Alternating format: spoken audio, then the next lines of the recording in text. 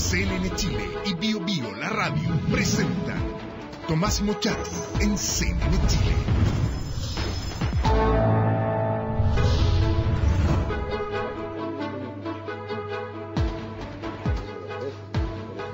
Muy buenas noches, ¿cómo está? Yo creo que debe haber sido la película más difícil. Lo que pasa es que ha hecho un montón de películas, ha dirigido un montón de películas. 2 de sus películas han sido nominadas a la mejor película extranjera, al Oscar, a la mejor película extranjera. Ha hecho documentales, ha hecho de todo. Pero esta película debe haber sido la más difícil por el personaje, por el peso histórico, por las emociones y por lo difícil que es condensar toda una vida política en solo 7 horas. Las 7 últimas horas de su vida. Me refiero a Allende en su laberinto. Miguel Litín, ¿qué tal? Buenas noches. Buenas noches. Gracias por estar con nosotros. Muchas gracias, Tomás.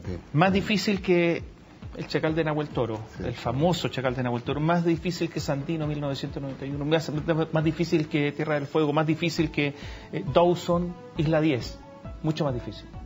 Y más difícil que Acta General de Chile y que la filmé clandestino en Chile. 1986. Sin embargo, esta película fue un desafío muy grande. Y anoche una presentación, un estreno en el Teatro Caupolicán, donde había una enorme cantidad de gente, mucha emoción, el ministro del Interior, Rodrigo Pañilillo, otras autoridades, pero muchísima gente. ¿Por qué en el Teatro Caupolicán? ¿Qué pasó? Porque es un intento de ir en búsqueda del público popular, recuperar a la gente, recuperar su emoción. ¿Y cómo partió? Bueno, 10 amigos del Facebook me dijeron que querían ir a ver la película. Después eran 20, al rato eran 30, después eran 100, 200. Cuando llegué a 500 dije, bueno, tiene que ser el Caupolicán. Caupolicán ha sido también la cuna de grandes acontecimientos artísticos y políticos. Allí nació a la vida también Salvador Allende. Allí en 64 yo dirigí por primera vez un espectáculo que tenía relación con la vida política de Chile, histórica, y culminaba con el discurso del candidato que en ese momento era el presidente, el doctor Allende. En el 64. Absolutamente, porque en ese momento, yo no sé, tengo 18, 17, yo era estudiante de teatro, y el director tuvo dificultades para seguir dirigiéndola, y entonces eligieron a uno de los asistentes, y el que está parece más cerca era yo, y me dijeron, bueno, asumí la situación como un reto, y terminamos con un gran éxito del público, el público de pie aplaudiendo, y anoche de alguna manera también tenía que ver ese recinto y ese Caupolicán con mi propia vida. Después de 50 años. Sí, así es. Oye, yo quiero invitar a los telespectadores a ver imágenes, el tráiler de esta película que se estrenó anoche. Aquí está.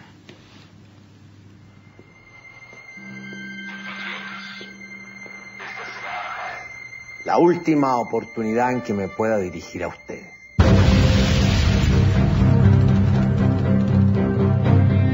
Cada cual a su puesto de combate.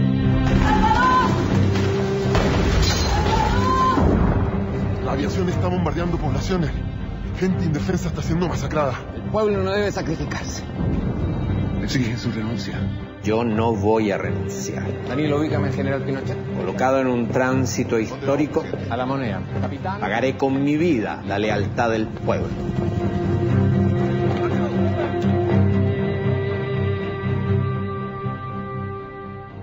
Cuatro campañas. Tú sabes que eso me llevó a decir que en mi epitafio estaría escrito: aquí yace Salvador Allende, futuro presidente de Chile. ¿Dónde cresta está Pinochet? Ya debería estar aquí, ¿no? Su teléfono no contesta. Entonces hay que estar listo para actuar con eso. Acá en la perra se cae la moneda. Señor presidente, se ha producido un levantamiento de las instituciones armadas. Quienes le solicitan la renuncia. ¿Cómo se atreven? Están hablando con el presidente constitucional de Chile.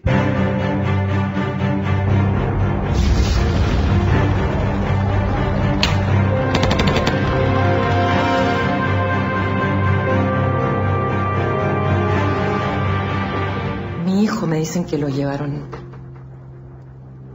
al regimiento. Me dicen que lo fusilaron.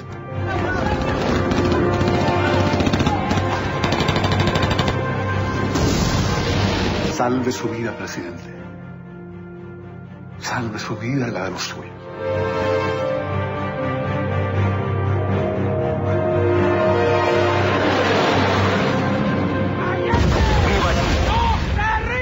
¡Viva el pueblo!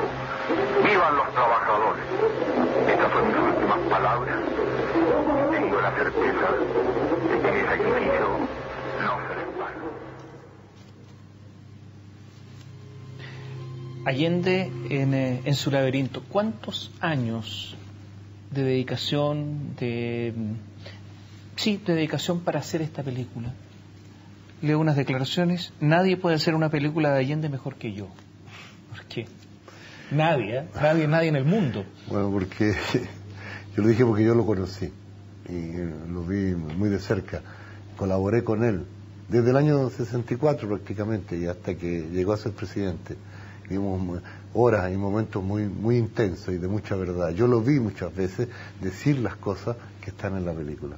Lo vi a través del tiempo. Recuerdo, por ejemplo, una imagen de él. Yo estaba de espalda a él, él miraba una ventana y dice: la Tencha está bien, la familia está bien, vamos a ganar, compañeros.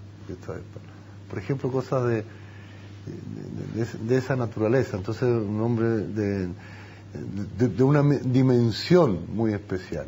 Y entonces yo dije eso porque ¿quién podía conocerlo? Bueno, a veces se quedaba dormido viendo las películas, a veces que le gustaban y dormitaba en mi hombro un momento, o cosas de esa naturaleza. Entonces éramos todos como hijos de Allende. ¿Ustedes dos veían películas juntos? Sí, no, pero no solamente estaba yo y él, sino que habían otras personas, otros amigos que él invitaba. Pero me invitaba, a mí me decía: Miguel, siéntese ahí. Y entonces, bueno, me decía: ¿de qué se trata la película? Cosas de esas que se conversan entre gente que tiene una relación cercana. Y luego, cuando yo hice Compañero Presidente, que es el diálogo en la cual él discute su programa de gobierno con Regis Debray, estuvimos muy cerca, después viendo incluso en La Moviola, que donde se edita trozos, fragmentos de la película. Eso acerca mucho. ¿Cuántas entrevistas hicieron para esta película? Entrevistas personales. ¿Cuáles fueron las entrevistas más importantes? Entrevistas que marcaron esta película definitivamente. Danilo Bartolín. ¿El médico? Claro. Oscar Soto. ¿También médico? La Payita, muy importante. Ella me contó cosas que yo no, evidentemente que no conocía, de qué es lo que había ocurrido, o qué es lo que ella vio, o cómo, porque estaba cerca en los momentos que estuvo cerca del presidente. Entonces eran cosas muy personales y de gran verdad, de gran emotividad. La Payita habló muy poco, no daba entrevistas, tuvo una actitud, una dignidad gigante, notable, increíble, gigante. Pero hablaron ustedes, contó cosas. Sí. ¿Esas grabaciones están? Sí, claro. Bueno, pero mi compromiso era que no las mostrara hasta que no fuera necesario y pasar el tiempo. Sobre todo que ella no estuviera en vida. Bueno, ese fue el compromiso con ella y ese compromiso se ha cumplido rigurosamente. ¿Todavía no es el tiempo? Todavía no es el Miguel, tiempo. Pero sin embargo, en Allende el tiempo de la historia, que es una parte de Acta General de Chile, ella está y habla de lo que ocurrió ese día en la unidad, de lo que ella perdió y qué pasaba después de tanto tiempo en su mundo interno y su amor por Chile y su compromiso con la lucha y con la utopía de Salvador Allende. Allende fue un personaje mundial, es un personaje mundial, y me extraña que no haya habido antes otras películas sobre Allende, sobre el final de Allende. ¿Qué pasó? ¿Cuántos intentos hubo? ¿Pero por qué? No lo sé. Es decir, había una película, un proyecto alemán, se cayó. Había un proyecto español, no se hizo. Había otro proyecto chileno, uruguayo, que se habló mucho, en el cual yo no quise decir nada, y también desapareció, no se hizo. A mí me costó mucho, me enfrenté a muchas dificultades que aún no sé de dónde vienen. ¿Políticas? Sí, políticas. No, era un ambiente, una atmósfera en la cual parecía que las cosas se iban a producir y de pronto se frustraban, no eran. Hasta que tuve que salir de Chile para poder hacerlo. Entonces, prácticamente casi todo lo filmé en Venezuela.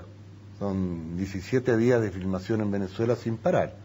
17 días en que no había prácticamente horas de descanso. Pero lo hicimos, pues teníamos el objetivo de lograrlo. Y la gente del equipo técnico chileno, que fuimos allí en conjunto con la gente venezolana, se hizo el esfuerzo y lo logramos. ¿Por qué? No lo sé. Allende tiene... siempre se produce algún tipo de dificultades, pero siempre lo hemos superado. Ahora mismo con lo que tú mencionabas, perdón, lo del Caupolicán era un desafío enorme, porque decían no iba a ir nadie, que eso iba a estar vacío, y ayer estaba lleno, pletórico, lleno de gente. ¿Por qué en Venezuela y no en Chile? Porque nunca me prestaron la moneda. ¿Quién no la prestó? El gobierno anterior, pues. El gobierno de Piñera. De claro. Lo que pasa es que yo se lo pedí a él. ¿Directamente? Sí. Me dijo, no, sí, vamos a hablar con el ministro. ¿Conversaron ustedes así directamente? Sí, claro. ¿Ya? ¿Y? Hablamos con el ministro. Dijo que sí también. Chadwick. Sí. Dijo que sí 2 veces. Pero nunca se logró porque después fueron situaciones de trámite, secretaria, gente que no contesta los teléfonos, las cosas que ocurren con las gentes del poder, en general. Entonces, pues, yo tomé el teléfono también, llamé a México, llamé a Argentina, llamé a Venezuela, coticé, digamos, en los estudios que existen en América Latina para reconstruir la moneda, porque era un difícil, algo complejo reconstruir la moneda. Y entonces me dijeron en Venezuela, 20, y aquí resolvemos todo. Y así fue.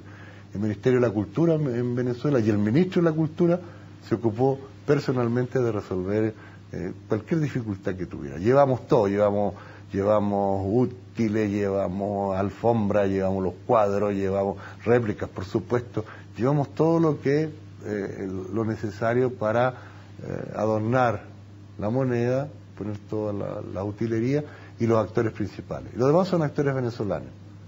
Es decir, Daniel Muñoz, Horacio Videla, estaban allí. Alín no, porque Alín lo filmamos en Chile después. ¿Cómo ha reaccionado la familia Allende frente a la película? En la premier de Venezuela, allí estaba Rodrigo Allende, Sepúlveda Allende, su nieto. Participó conmigo en el foro, en las 2 funciones que se hizo. Fue muy activo y muy emotivo estar con él. Y a él le gustó mucho la película. Isabel, la senadora Allende no ha visto la película. Bueno, ayer fue la primera vez que se presentaba en Chile y ya había, parece que hubo mucha discusión en el Senado, fue muy larga la sesión. Demasiado larga. Pero estaba invitada y siempre estaba invitada y la película está, por supuesto, a disposición de ella para verla cuando quiera. Claro, lo que ocurre es que la película es una ficción, sí. No es un documental. No. O una realidad ficcionada, si es que la palabra existe, pero... Claro, es la así, representación, ¿no?, de la realidad. También puede ser, claro.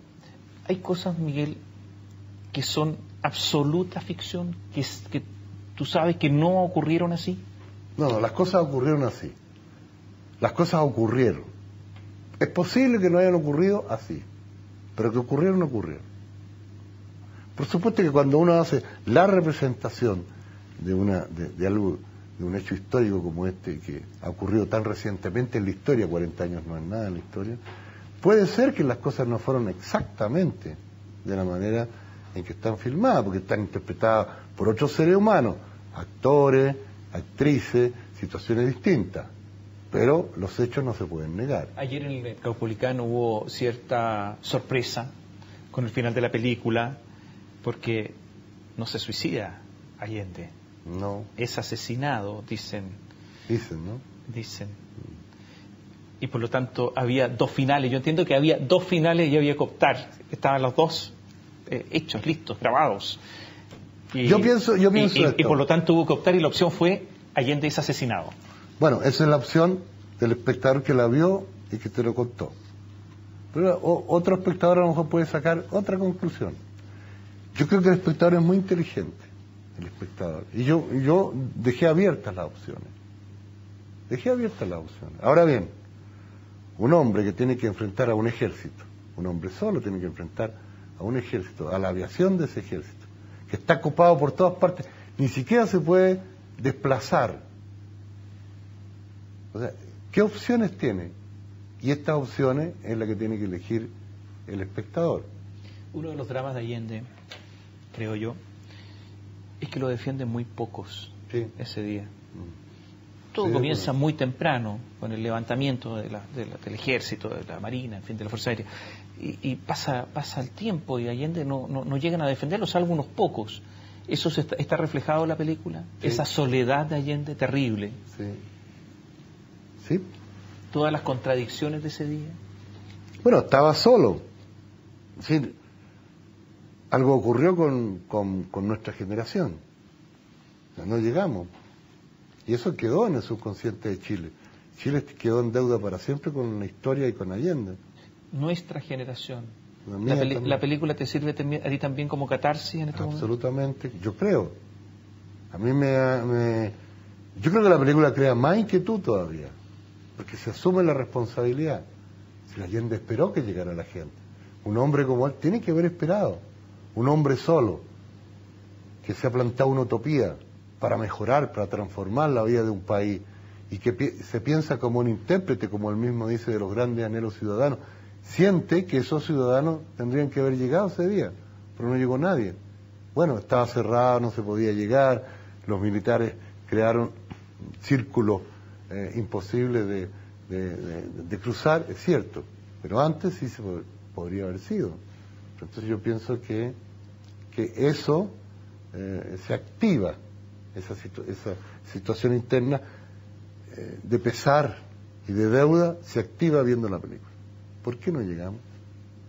¿Por qué se dijo que había organización? ¿Por qué se dijo que había posibilidad de defender la democracia y de defender a Allende y no se llegó? Pocos días antes desfilaron más de 1 millón de personas por Santiago, frente a Allende. Esa noche yo pensé mirando como hay que quedarse, no hay que irse a las casas, pensar. A lo mejor mucha gente lo pensó, mucho, pero el resultado fue que Allende murió solo. El primer muerto en La Moneda es un suicidio, es la consecuencia de un suicidio, Augusto Olivares, el perro Olivares. Sí. ¿Eso marcó definitivamente el camino para Allende, la muerte de su amigo? Yo pienso que sí. Porque el acto de Olivares de suicidarse tiene que haber sido por causas muy profundas. Y además, eso tiene que haber determinado después otras conductas, sin duda. Porque es un hecho, como dice Schaeffer, los hechos se pueden discutir, pero no se pueden negar. Un hecho lleva a otro, la dialéctica de la acción y de la conducta humana y de la vida es esa. Entonces, muere Olivares para evitar ¿qué? ¿Qué consigue su muerte? Por supuesto que tiene consecuencias. Y eso es la película, o sea, un planteamiento de interrogante en forma permanente. ¿Esta película se puede modificar todavía, no? ¿O esta es? No, esta es. Yo puedo... Si el público anoche hubiese tenido otra reacción, ¿se podría haber modificado la película? No. Esta es. O sea, pueden haber modificaciones en cuanto a cosas técnicas. Puede bajarse algo el sonido, puede subirse la música, puede hacerse mejorar cosas, evidentemente. Pero lo sustantivo es que esta es la película, es decir, un hombre solo que enfrenta su destino. ¿Este era el momento para hacer la película? ¿O 10 años atrás se podría haber hecho esa película? Sí, podrían, pero yo no habría podido. ¿Por qué? Porque no estaba maduro, no tenía la suficiente serenidad para enfrentar una situación que me lleva a dolores tan profundos. Porque yo puedo hablar de la película contigo, puedo hablar y sonreír, por ejemplo, pero viendo la película no sonrío. ¿Por qué? Porque estoy mostrando hechos que son muy dolorosos y indesmentibles y que cambiaron la vida, nuestra vida en lo individual y la vida del país. Entonces, hace 10 años yo podría haber tenido los medios, muchos más medios, porque esta película tuvo muy pocos medios. Pero me acuerdo del año 73 o 74 en México, la cinematografía mexicana me ofreció todo para que hiciera una película sobre el golpe, y yo no pude porque los guiones que escribía no me dejaban satisfecho. Luego en Europa también me lo ofrecieron. Así que esperé tanto tiempo, que hay un momento en que dije, la vida no me va a dar más oportunidad, a lo mejor la película tendría que haberla hecho 25 años más al futuro. Pero no voy a tener 25 años para hacerla, pero tengo que hacerla ahora. Entonces tengo que superar esas dificultades y esas dudas mías para enfrentarme al drama de contarle a los chilenos lo que los chilenos saben. Porque además los chilenos pareciera ser que no saben, pero sí saben lo que allí ocurrió. Está en el subconsciente de prácticamente todos los chilenos lo que ocurrió esa mañana. Sin embargo, cuesta enfrentarse. Cuesta, y es muy difícil. ¿Cuántos guiones desechaste? 8, 9, 10 o más. Guiones que escribí yo y a veces que pedí a colaboradores, gente muy distinguida, muy especialista en el campo de la dramaturgia, de escribir un guión. Pero no se lograba desde mi punto de vista la mirada. Y luego de pronto lo encontré, es la mirada desde el interior, nunca desde afuera. La película nunca ve el exterior, siempre está bajo la mirada o de Allende o de la gente que está al lado de él. Y eso hace que la película tenga una forma de comportarse, una forma de narrarse muy especial, muy distinta. La película tenía otro nombre. Tu nombre me sabe a hierba. Joan Manuel Serrat, con los versos de Antonio Machado. Sí. ¿Por qué? ¿Qué pasó? ¿Por qué cambió de nombre? ¿Por qué ese nombre era el original? Bueno, ese nombre era el original porque Allende tarareaba esa mañana esa canción. ¿Esa mañana? Sí, ¿Tu nombre me sabe a hierba? Sí. Y decía, tu nombre me sabe a hierba, y olvidaba la segunda estrofa, que es como la que nace en el campo a golpe de sol y de agua, que sí la recordó al final del día. A él le gustaba mucho esa canción, entonces llamaba así Allende. Pues era la búsqueda de un Allende más profundo. Pues si uno dice Allende y el golpe, todo el mundo piensa en lo que ha visto en la televisión, en lo que ha visto como material de archivo. Es natural. Quería que se encontrara una mirada diferente hacia el interior del espíritu del personaje, de su alma, de sus pasiones, de su amor, de su vida. Y entonces la canción me llevaba a él, pero de pronto esa canción se convirtió en un laberinto. Cuando yo veo la película, veo el material, veo lo que hemos filmado, después de estar 17 días en una Venezuela que también estaba atravesada por problemas sociales parecidos. Nosotros estábamos filmando en la Cancillería de Venezuela y al mismo tiempo en la calle había enfrentamientos entre oposición y gobierno en febrero de este año. Y entonces cuando eso influyó, ¿por qué lo cuento? Porque eso influyó en nosotros, en lo que estábamos haciéndolo. Yo empecé a narrar la película de una forma distinta, empecé a mover la cámara de una forma diferente, la luz, el ambiente, la atmósfera, y entonces de pronto miraba y dice, pero esto es un laberinto, como en la mitología griega, uno entra al laberinto, se triunfa o se muere. Entonces, o se vuela para salir del laberinto. No se sale. No se puede salir. Y entonces todos estamos en el laberinto. Yo estoy en el laberinto a lo mejor. Allí, pero anoche fue distinto. Un momento que lloraron en la filmación de la película, entiendo, sí, que se emocionaron mucho. ¿En qué momento fue? Cuando entró Daniel Muñoz y tenía que hacer el discurso, el último. Tomo el teléfono y empiezo a hacerlo. Y yo tenía, según mis planes, cortar, cambiar las angulaciones. No pude, no hice nada. Todo el mundo nos quedamos quietos. Los técnicos venezolanos, todo el mundo, y se rodó de una sola vez. ¿Será una serie de TV también, no? Sí, 2 capítulos. 2 capítulos para la televisión chilena. Sí. Miguel, muchas gracias por acompañarnos esta noche. Muchas gracias a ti. Y te agradezco que me hayan invitado para recordar estas emociones que llegaron a hacer esta película. Muchas gracias. Y yo entiendo que esa historia, Tu nombre me sabe a hierba, la canción de Joan Manuel Serrat, creo que fue una confesión de la Payeta, ¿no? Así es. Gracias. Gracias. Buenas noches. Agradecemos a Miguel Litina habernos acompañado esta noche. Hacemos un alto, porque ya vamos a hablar de un asunto totalmente distinto, de bancos, de situación financiera, de la economía. Un asunto radicalmente distinto después de una pausa.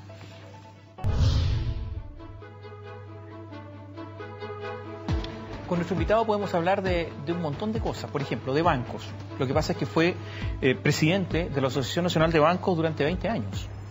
Podemos hablar de lo que está sucediendo con la economía, porque sabe de economía, es abogado y sabe de economía, lo que está sucediendo con la comité. Podemos hablar del caso Cascada, porque integra una comisión que se creó justamente a propósito de lo que ocurrió con el caso Cascadas. Podemos hablar de lo que está pasando a nivel internacional, la caída espectacular del precio del petróleo, también ha caído el precio del cobre, cómo impacta en la economía chilena la situación internacional. Hernán Somerville, abogado, como les contábamos, expresidente de la Asociación de Bancos e Instituciones Financieras durante 20 años, expresidente además de la Confederación de la Producción y el Comercio, actual director de Endesa, nos acompaña esta noche. Buenas noches. Muy buenas noches. Dijo que había votado por Bachelet. Así es. ¿Le gusta a Bachelet? Por lo menos le gustaba. Le vamos a preguntar si le gusta. Pienso que va a manejar mejor la economía, el tema de las expectativas. Cuando en alguna oportunidad dijo, mire, Sebastián Piñera no es Michelle Bachelet, hablando bien de Bachelet y no también de Piñera, hizo la comparación. La persona que da más garantías, me da más garantías Michelle Bachelet, etcétera, etcétera. Dijo que su primer gobierno había sido espectacular.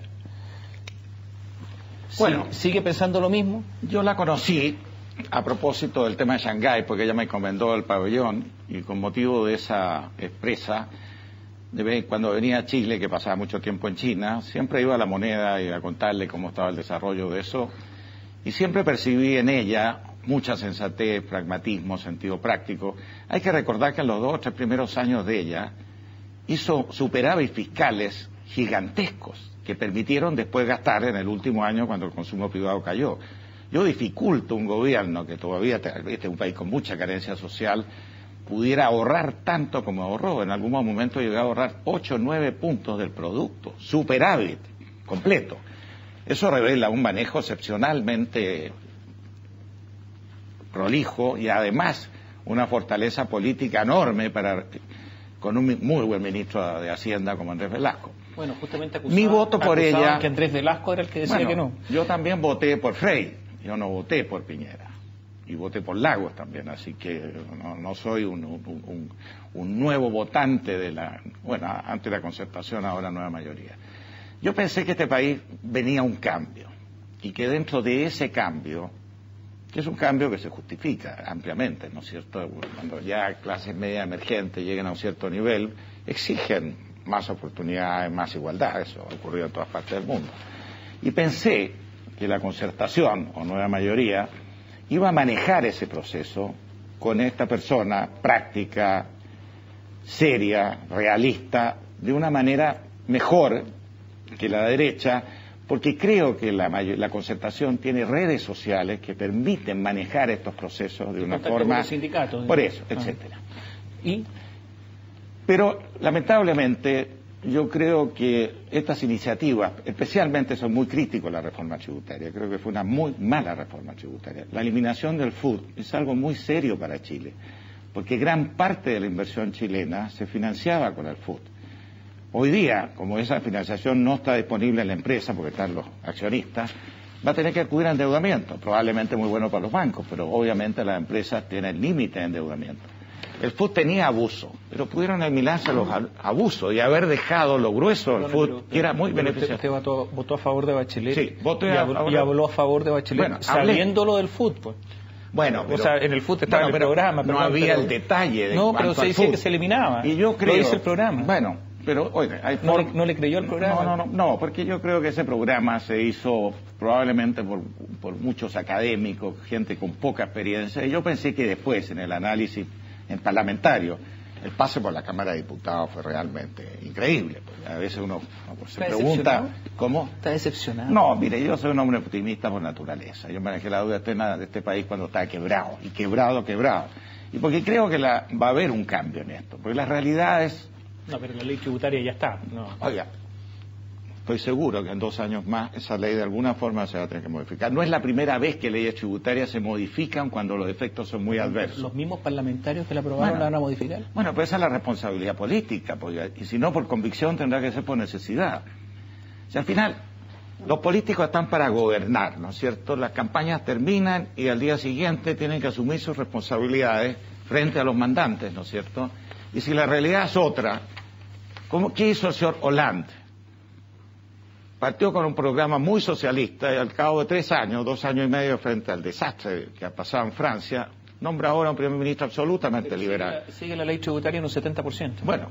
Eso no la modificaron. Bueno, pero están modificando la ley laboral, etcétera. ¿Qué hizo la señora Rousseff? Ha nombrado ahora un ministro de Hacienda de derecha. ¿Usted cree que Michelle Bachelet va a cambiar, va a girar?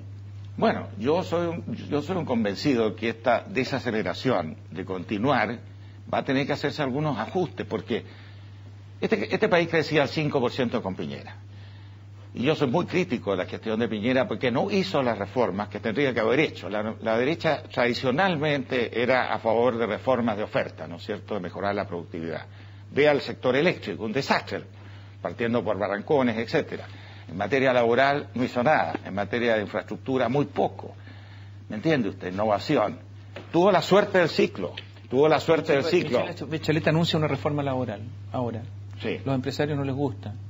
Incluso los empresarios que lo sucedieron a usted. Usted fue presidente de la CPC. Sí. Quien lo sucede, quien está ahora a cargo de la CPC no quiere reforma laboral. Dice que ojalá que no. Bueno, mire, si es reforma laboral, de alguna forma, tarde o temprano va a haber que hacer.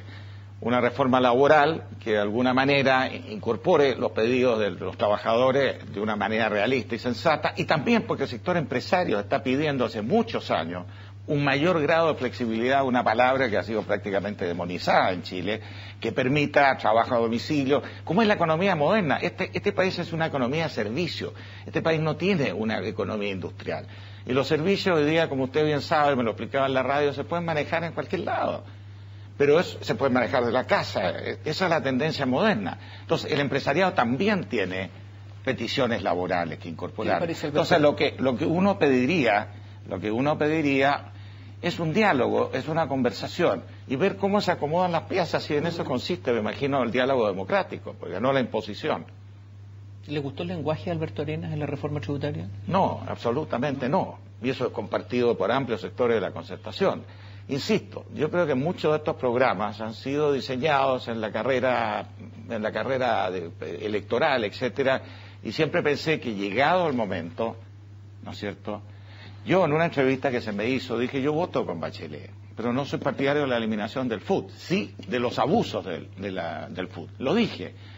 También dije que no era partidario de la derogación del decreto ley 600 porque no agrega nada. ¿Volvería a votar por Bachelet si volviera atrás? Sí. Volvería a votar. No, o sea, en eso no cambia usted. Bueno, porque la conocí, hablé con ella muchas veces, viajé con ella. Y porque no tenía buena opinión además de Evelyn Matei. No. Claro, entonces hay el asunto definitivo. Sí, sin duda. Bueno, pero asumo que de volver a correr, correría con otras opciones. Bueno, pero esto ya es ciencia ficción. Hablemos de la política. Eso es ciencia ficción. Ya. Política, empresa. Hablemos de los bancos. Los bancos, como otras empresas, los bancos son una empresa.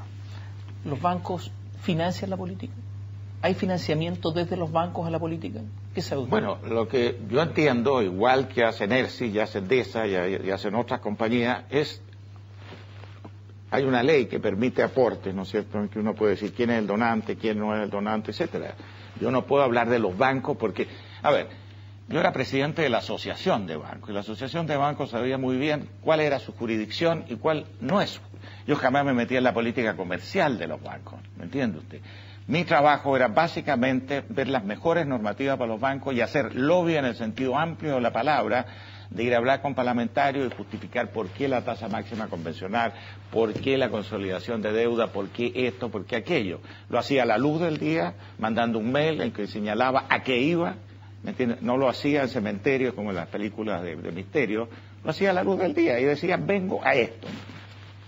Entonces, los bancos... Le llamó la atención que en la fusión, proyecto de fusión de Corbanca con Itaú, usted sabe que se están fusionando, hay un documento que está en poder de la autoridad norteamericana, porque las autoridades norteamericanas tienen que aprobarlo también, y donde se asegura un financiamiento a la política anual de cerca de 700, 800 millones de pesos, todos los años, incluyendo años en que no son electorales. ¿No le parece raro? Bueno, si esas donaciones se han hecho dentro del marco de la ley... ¿Pero marco de la ley qué? Bueno, pero si hay una ley que permite... No, pero permite financiar las campañas. No, esto es anual. Bueno, esto no lo ignoro, no vi ese documento. Sí. Yo me imagino, este es un banco... Si fuera así sería... Pero además eso se lo hubieran observado en Estados Unidos, ¿no es cierto? Porque ese banco está sometido a regulaciones chilenas, a supervisión chilena, hay auditores externos que observan estos procedimientos, si esto cumple o no con las leyes. En Estados Unidos, yo soy director de ENERSI, que está también registrada en Estados Unidos. En ENERSI nosotros hacemos donaciones a las campañas. ¿Me entiende? Se hacen donaciones, pero se hacen anónimas, se hacen, es decir, sin indicar a dónde van, y normalmente a los partidos más que a personas. Y además siempre eso, la decisión en ENERSI la toma el presidente.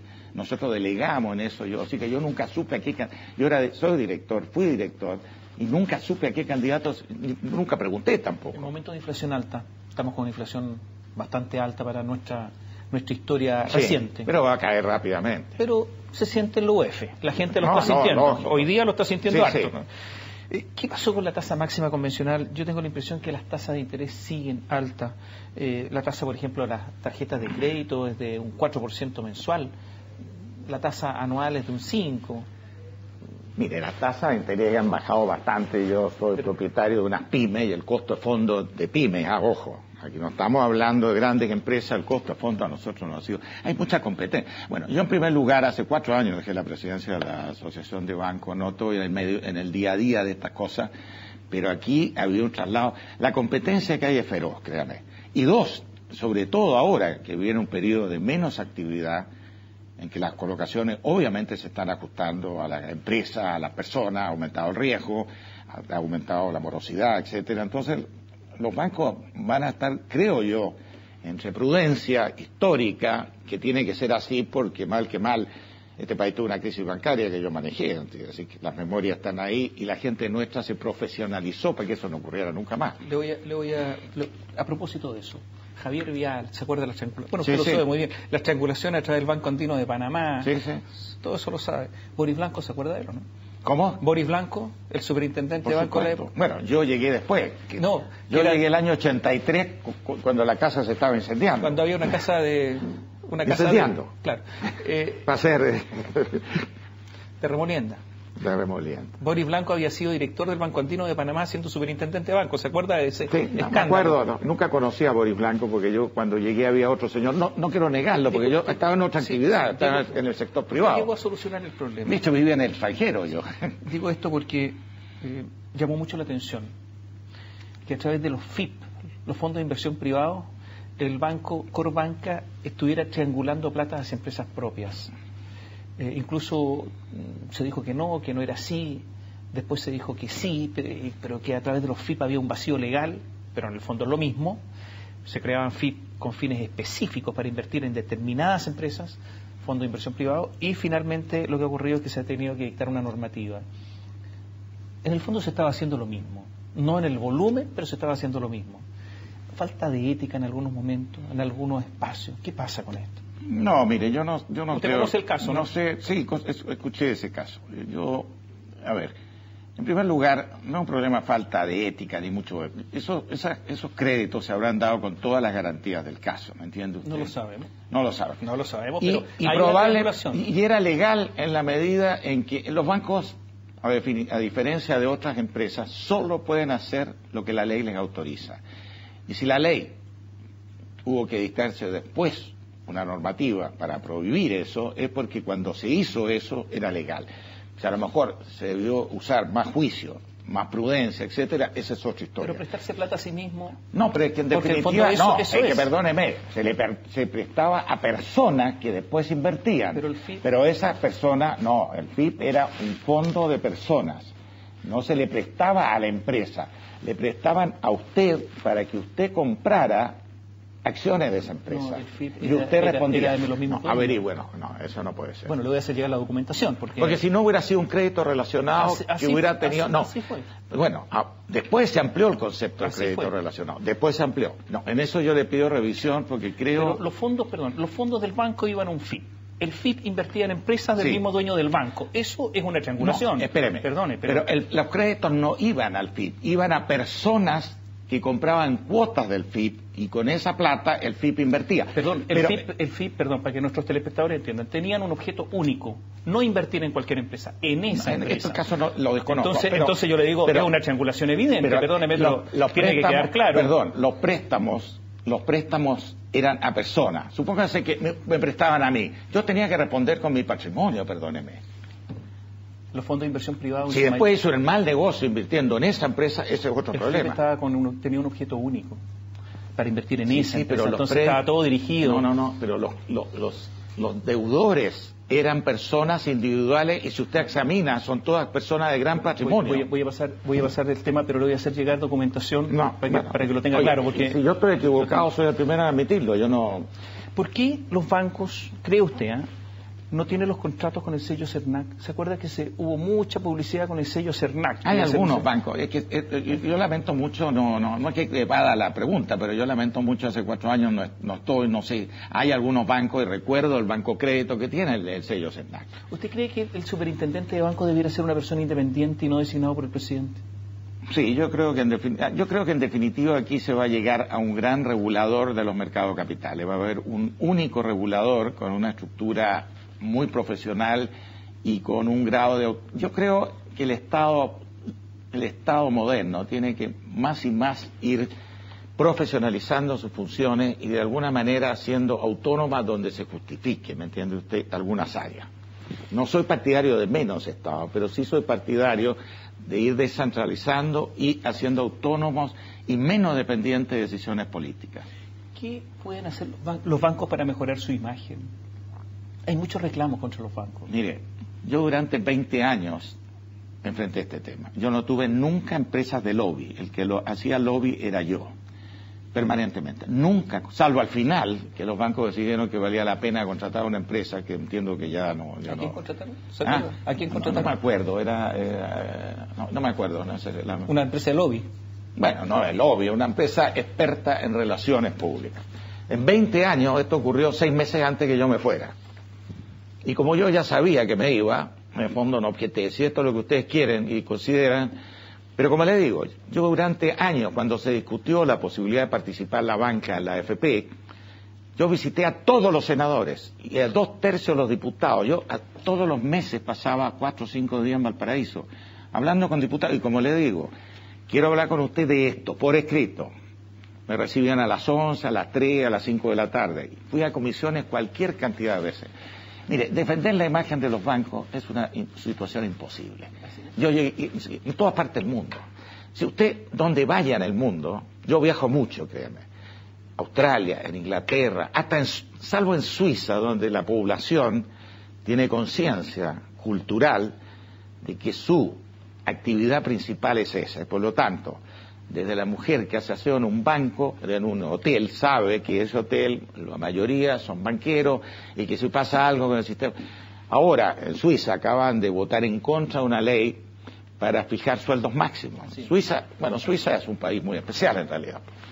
Normalmente no existen países. Aquí digo la impresión de los bancos. En este momento en España, la imagen de los bancos... que los bancos cuando vieron mal también con tarjetas de crédito de señores como Rato, que fue el director gerente del Fondo Monetario Internacional, con $300.000. Es un acto de corrupción. Ya, por eso. Aquí en Chile eso hasta el momento no ha ocurrido. Mire, el tema, yo iba a una comisión de bancos, o sea, explicar cualquier cosa, y créame que tenía muy buena acogida. Y terminaba yo de explicar el punto, y normalmente había aceptación del punto, y me decían, es que yo tengo una tía en Panguipulli, que no sé qué le pasó. Al final, después hace muchos años, le dije, empiecen a mandarme a mí los reclamos. Y me transformé en un verdadero... Por supuesto, yo no estaba en capacidad de juzgar estos reclamos, se los mandaba a los presidentes de bancos. Señor, he recibido esto, de la comuna de no sé dónde.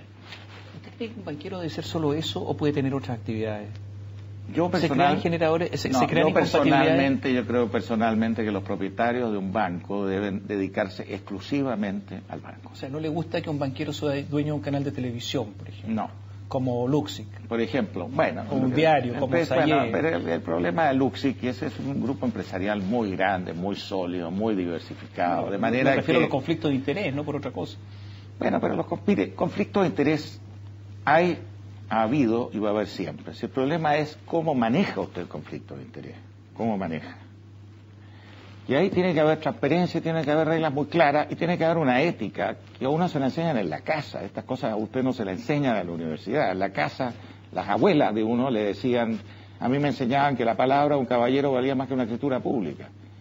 No sé si las abuelas de hoy día dicen eso, ojalá que lo digan. ¿Qué le parece esta frase? Cajero asaltado, cajero multado. ¿La escuchó? Sí, lo escuché. Tampoco he seguido y tengo que hacer un nuevo mea culpa con usted porque no estoy en la actividad, no veo a los banqueros, no tengo ningún contacto social ni personal con ninguno, por nada, simplemente a lo mejor yo me he retraído mucho pero usted como observador y como conocedor. Pero sí, también los cajeros también están expuestos, ¿no es cierto?, a seguridad pública, entonces el Estado tiene que también cumplir con...